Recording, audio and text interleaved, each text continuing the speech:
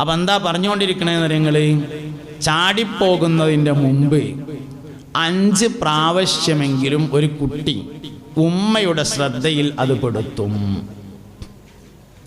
ഇന്ന് പ്രേമിച്ചാണ്ട് നാളെ ചാടൊന്നുമില്ല.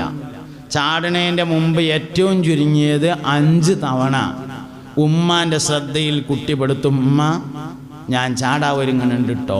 അങ്ങനെ പറയല്ലേ പിന്നെ എങ്ങനെ സൂചനകളുണ്ടാവും. ഒരു ദിവസം കുട്ടി സ്കൂളിൽ വന്നപ്പോൾ പറഞ്ഞു, ഉമ്മ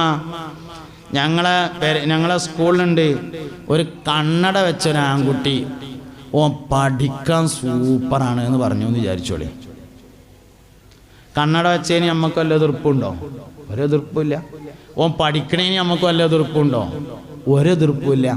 പക്ഷേ സ്കൂളിലുള്ള കണ്ണട വെച്ച നല്ല പഠിക്കുന്ന ഒരു കുട്ടി, ഒരു ആൺകുട്ടി എൻ്റെ പെൺകുട്ടിയെ ആകർഷിച്ചിട്ടുണ്ട്.